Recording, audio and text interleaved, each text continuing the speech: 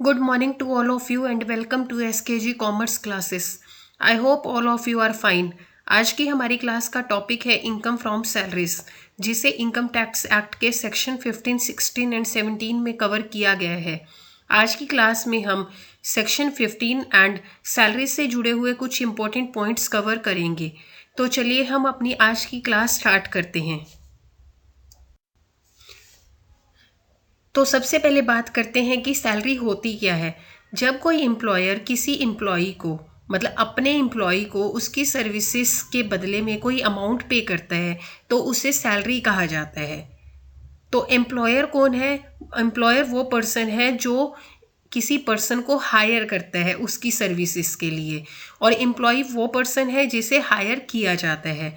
तो जब कोई पर्सन किसी दूसरे पर्सन को उसकी सर्विसेज के बदले में कोई अमाउंट पे करता है तो उसे सैलरी कहा जाता है, और उनके बीच में जो रिलेशन होता है वो एम्प्लॉयर एंड एम्प्लॉय का होता है। सेक्शन 15 के अकॉर्डिंग 3 टाइप की इनकम ऐसी है जिसे income under the head salary taxable किया जाता है। तो सबसे पहली इनकम है सैलरी जो ड्यू हो गई है प्रीवियस ईयर में, चाहे वो प्रीवियस ईयर में पे की है या नहीं की हुई है, तो ऐसी सैलरी को under the head salary taxable कर लिया जाता है।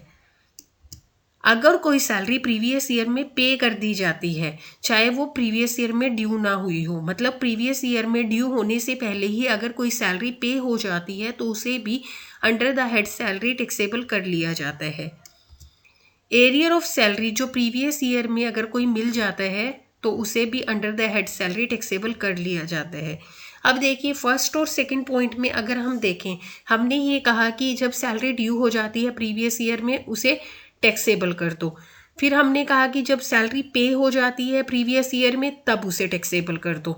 तो मतलब एक सैलरी ड्यू होने पर भी टैक्सेबल कर दी और पे होने पर भी टैक्सेबल कर दिया उसी सैलरी को। तो इस तरह तो सैलरी दो बार टैक्सेबल हो गई। तो इस पॉइंट पर हमें इस बात का ध्यान रखना है कि सैलरी को या तो ड्यू बेसिस पर टैक्सेबल किया जाएगा या रिसीट बेसिस पर टैक्सेबल किया जाएगा। तो अब बात आती है कि इसको रिसीट बेसिस पर करें या ड्यू बेसिस पर करें। तो उस केस में जो इवेंट पहले होती है उस पॉइंट पर सैलरी को टैक्सेबल कर दो। मतलब या तो ड्यू पहले हो जाए तो ड्यू बेसिस पर टैक्सेबल कर दो, या पे पहले हो जाए तो पे बेसिस पर टैक्सेबल कर दो। तो सैलरी को टैक्सेबल किया जाएगा या तो ड्यू बेसिस पर या रिसीट बेसिस पर, लेकिन दोनों में से जो काम पहले हो जाए उस पर सैलरी को टैक्सेबल कर दिया जाएगा। फॉर एग्जाम्पल, ए जो है अपनी सैलरी है जो वो एडवांस में लेते हैं, तो वो क्या करता है, वो सैलरी अप्रैल 2021 की मार्च 2021 में ही ले लेता है। तो उसने क्या किया, सैलरी एडवांस में ले ली तो उसकी सैलरी मार्च में उसे रिसीव हो गई। तो ऐसी सैलरी को रिसीट बेसिस पर टैक्सेबल कर देंगे और इसको प्रीवियस ईयर 2021 में शो करेंगे, और इसे प्रीवियस ईयर 21-22 की सैलरी में इंक्लूड नहीं किया जाएगा, क्योंकि इसे ऑलरेडी इससे प्रीवियस ईयर की सैलरी में इंक्लूड किया जा चुका है रिसीट बेसिस पर। ठीक है। नेक्स्ट एग्जाम्पल में ए क्या करता है, अपनी सैलरी बाद में लेता है, मतलब मार्च की सैलरी अप्रैल में लेता है। तो इसमें क्या हुआ, ड्यू पहले हो गई, रिसीव बाद में की, तो ऐसे सैलरी को ड्यू बेसिस पर टैक्सेबल कर लिया जाएगा और प्रीवियस ईयर 2021 में ड्यू बेसिस पर दिखा देंगे, और इसे 21-22 की सैलरी में कंसीडर नहीं किया जाएगा, नहीं इंक्लूड किया जाएगा, क्योंकि ये ऑलरेडी इससे प्रीवियस ईयर की सैलरी में इंक्लूड की जा चुकी है। नेक्स्ट पॉइंट है arrear of salary. Arrear of salary होती है जब कोई सैलरी ड्यू बेसिस पर नहीं मिलती है, जिस दिन उसको मिलना चाहिए था उस दिन नहीं मिलती है, और जब वो बाद में मिलती है तो उस टाइम पर उसे एरियर ऑफ सैलरी कहा जाता है। और एरियर ऑफ सैलरी अगर मान लीजिए ड्यू बेसिस पर किसी भी कारण से टैक्सेबल नहीं की जा सकी तो उसे रिसीट बेसिस पर टैक्सेबल किया जाता है। फॉर एग्जाम्पल, जो बैंक एम्प्लॉयज़ होते हैं उनका जो सैलरी रिवीजन होता है वो 5 ईयर्स में होता है। तो उनका जो 2017 का रिवीजन था वो कंक्लूड हुआ 2020 में, और जो उन्हें 2020 में एरियर ऑफ सैलरी मिला उसमें 2017, 18, 19 एंड 20 4 ईयर्स की सैलरी इंक्लूड थी। ठीक है। क्योंकि ये सैलरी है जो ये ड्यू बेसिस पर टैक्सेबल नहीं की जा सकी, तो इसे रिसीट बेसिस पर 2020-21 प्रीवियस ईयर की सैलरी में टैक्सेबल किया जाएगा। लेकिन अब क्वेश्चन यहाँ आ जाता है कि क्या इस पर रेट है जो प्रीवियस ईयर 21-22 का लगे, 20-21 का लगेगा?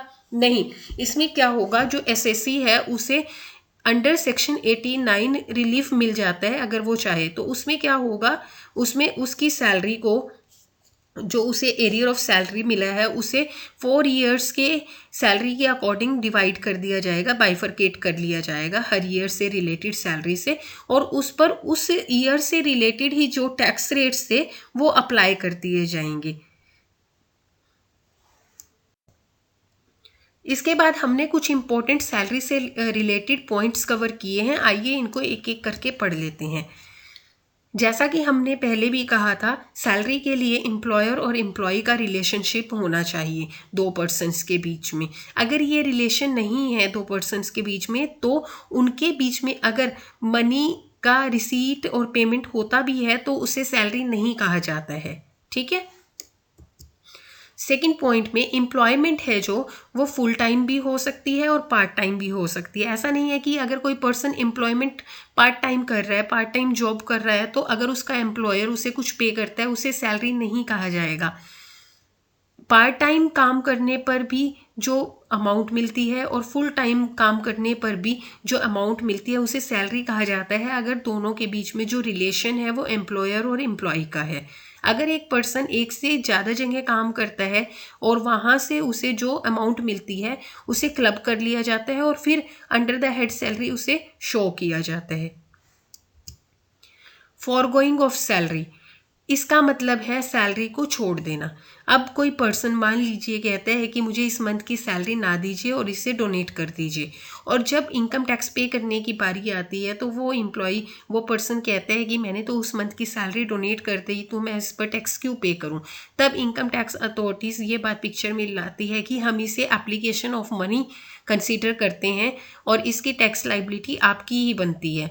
आप चाहें तो टैक्स पे करने के टाइम पर इस पर under section 80G tax benefit ले सकते हैं, लेकिन इस पर टैक्स लाइबिलिटी तो आपकी ही रहेगी, ठीक है। फॉरगोइंग ऑफ सैलरी को as an application of money consider किया जाता है। सरेंडर ऑफ सैलरी का मतलब भी सैलरी छोड़ देना होता है, लेकिन ये as per surrender of salary act 1961 होता है, और इस पर जो सैलरी सरेंडर की जाती है उस पर टैक्स एग्जम्पशन मिल जाती है।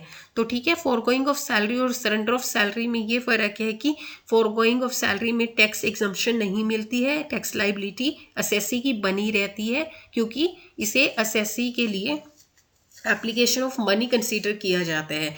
और सरेंडर ऑफ सैलरी में टैक्स एग्जम्पशन मिल जाती है क्योंकि ये एज पर एक्ट होती है। टैक्स फ्री सैलरी का क्या है, इसमें क्या है, एम्प्लॉयर क्या करता है, एम्प्लॉय को टैक्स काटने के बाद सैलरी पे करता है। तो जब हम इसे सैलरी हेड में दिखाते हैं तो जो उसे नेट सैलरी मिलती है एम्प्लॉय को, उसमें एम्प्लॉयर जो टैक्स काटता है वो सैलरी, वो टैक्स ऐड करने के बाद टोटल सैलरी को अंडर द हेड सैलरी दिखाया जाता है। फॉरेन गवर्नमेंट से जो भी सैलरी और पेंशन मिलती है उसे भी सैलरी हेड में कंसीडर किया जाता है, उसे भी सैलरी ही कंसीडर किया जाता है। सैलरीज एंड प्रोफेशनल इनकम, इन दोनों में डिफरेंस है। सैलरी जैसे कि हमने पढ़ा, एम्प्लॉयर अपने एम्प्लॉय को उसकी सर्विसेज के बदले में जो अमाउंट पे करता है उसे सैलरी कहा जाता है।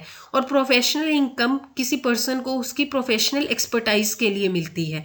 तो इसमें क्या है, देखिए एग्जांपल अगर हम लें तो इसमें एक लॉयर की बात करते हैं। जब एक लॉयर कोई केस लड़ता है तो अपने क्लाइंट से जो फीस लेता है उसे तो प्रोफेशनल इनकम कहा जाता है और उसे profit and gain of business और प्रोफेशन में दिखाया जाता है, ठीक है। लेकिन अगर उसी लॉयर को कोई company as a legal adviser hire कर लेती है तो तब जब उसे जो अमाउंट मिलता है उसे सैलरी कहा जाता है, ठीक है। दोनों में डिफरेंस है। अगर किसी पर्सन को अपने एम्प्लॉयर से अलग किसी पर्सन से कोई अमाउंट मिलती है तो उसे सैलरी में नहीं दिखाया जाता, चाहे उसे उसकी जो वो अमाउंट है उसकी एम्प्लॉयमेंट की वजह से ही क्यों ना मिल रही हो, उसे और किसी हेड में दिखाया जाता है, जो डिपेंड करता है सिचुएशन पर। देखिए, मान लीजिए एक लेक्चरर है जो जब वो कॉलेज में लेक्चररशिप करता है तो उसे जो अमाउंट मिलता है उसे सैलरी कहा जाता है, और क्योंकि वो कॉलेज में एम्प्लॉयड है तो यूनिवर्सिटी क्या करती है, उसकी पेपर चेकिंग में ड्यूटी लगा देती है। उस टाइम पर उसको जो अमाउंट मिलती है उसे इनकम फ्रॉम अदर सोर्सेस में दिखाया जाता है। इसका रीज़न ये है कि यूनिवर्सिटी उसकी एम्प्लॉयर नहीं है, उसकी एम्प्लॉयर कौन है, college. Payment made after cessation of employment, employment के एंड होने के बाद अगर एम्प्लॉयर से कोई अमाउंट एम्प्लॉय को मिलती है तो उसे भी सैलरी ही दिखाया जाता है। Salary of a member of parliament, देखिए एमपी को कभी भी कोई भी सैलरी मिलती है तो उसे सैलरी हेड में टैक्सेबल नहीं किया जाता है, उसे इनकम फ्रॉम अदर सोर्सेस में दिखाया जाता है, क्योंकि जो एमपीज है उन्हें गवर्नमेंट एम्प्लॉय नहीं माना जाता। लेकिन अगर कोई मिनिस्टर है कैबिनेट में, मतलब जो भी मिनिस्टर होते हैं, मिनिस्टर्स को गवर्नमेंट एम्प्लॉय कंसीडर किया जाता है और उनको जो सैलरी मिलती है उसे under the head salary he taxable किया जाता है।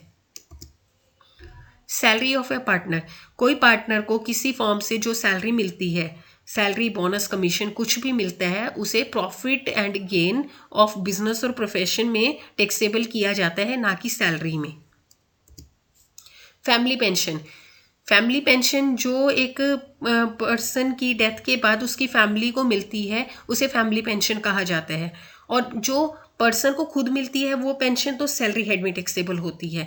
लेकिन अगर उसकी फैमिली को कोई भी पेंशन मिलती है वो फैमिली के लिए टैक्सेबल तो होती है, लेकिन वो इनकम फ्रॉम अदर सोर्सेज में टैक्सेबल होती है, सैलरी हेड में टैक्सेबल नहीं होती है।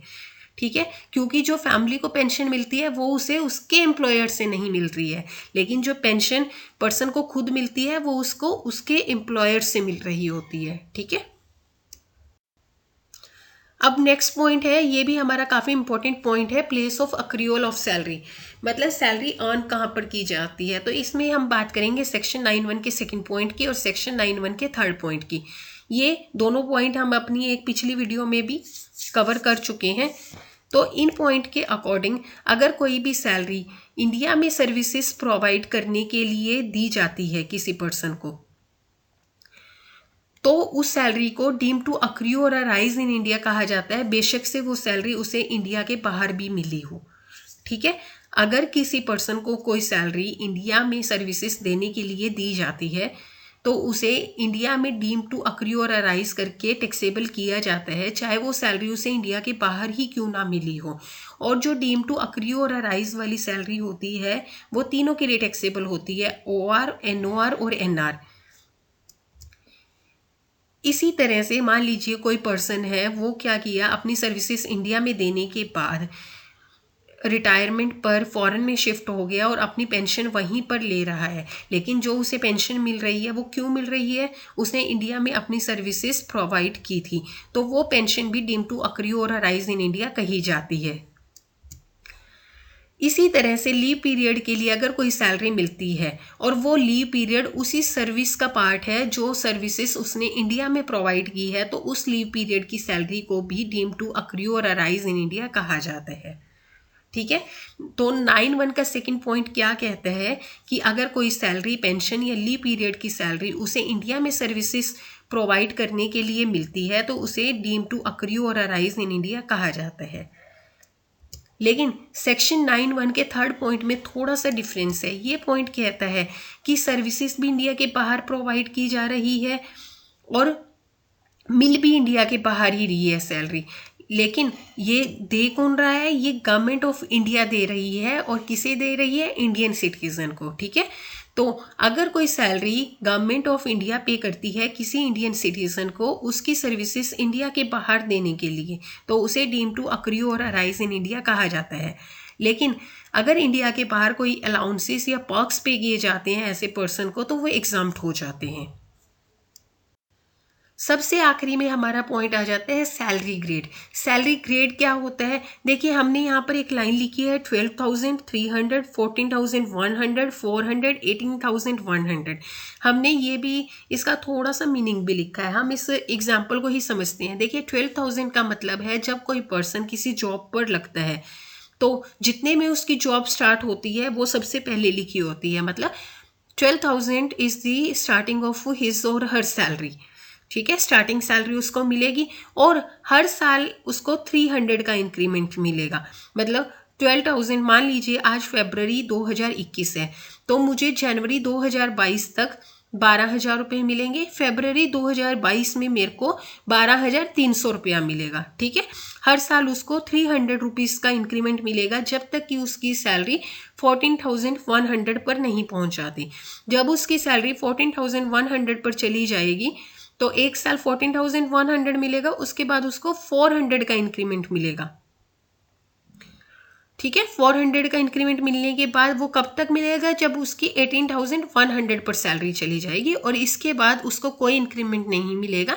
ये एंड सैलरी उसकी होती है कि जिसके बाद उसकी सैलरी में कोई भी इंक्रीमेंट उसको नहीं मिलता है। बट ये फ्लो तब ही चलता है जब उस पर्सन का या तो सैलरी रिवीजन का मतलब ये ग्रेड रिवाइज ना हुआ हो या उसने कोई प्रमोशन ना ली हो। जैसे बैंक एम्प्लॉयज़ की ही बात करते हैं, उनका जो 5 ईयर्स में रिवीजन आता है उसमें जनरली ये ग्रेड चेंज हो जाता है और जब कोई पर्सन प्रमोशन लेता है तो ये अपने से हायर स्केल के ग्रेड में चला जाता है तो उसका वो ग्रेड तब भी चेंज हो जाता है।